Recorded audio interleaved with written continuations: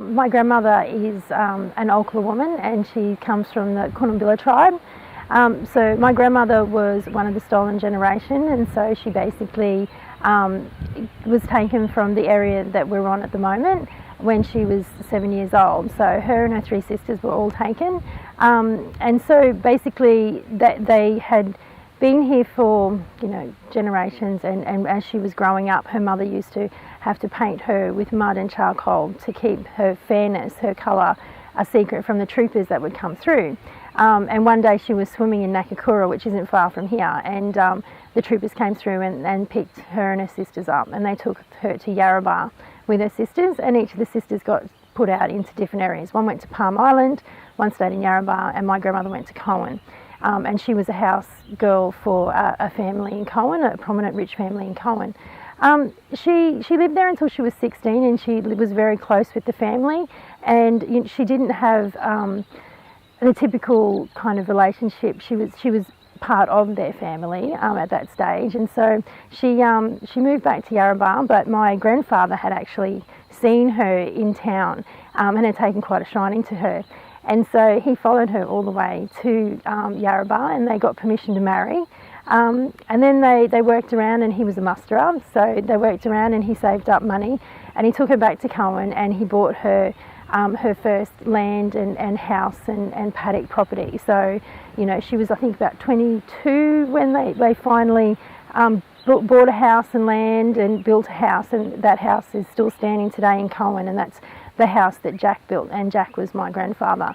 My grandmother raised 12 children in this house, three girls, 9 boys, and my Uncle Mike is one of those boys, and she did it fearlessly.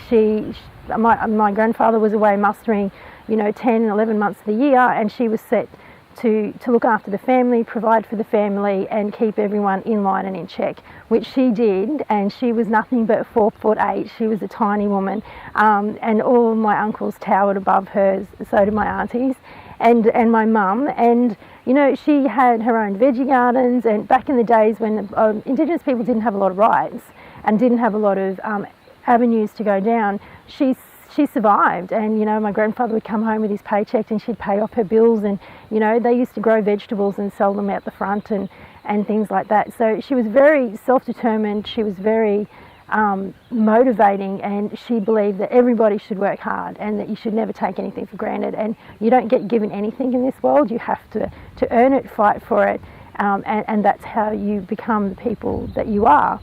My mother was exactly the same. My mother was so strict on us as a child. When we were children growing up, she was a single mum of four of us, and there was 3 girls and 1 boy, and she always had the philosophy that you were either earning or you were learning. And so as we were growing up, there was no sitting on the couch, there was no time to rest. When we were home from school, we were doing chores, but it has made me and my siblings strong, independent, go-getting people.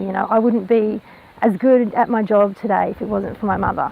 And I look at my sister and all my siblings and think, my God, this has come from these women that are just so strong and provided us with guidance and always told us that, just because you're a woman doesn't mean that you can't speak your mind, you can't have an opinion. You have the right to say what you think and what you feel. And that is one of the biggest gifts you can give to anyone. I have 2 girls, and I've raised them in the same fierce manner. My girls will backchat me, and they will argue with me, they will get their point across.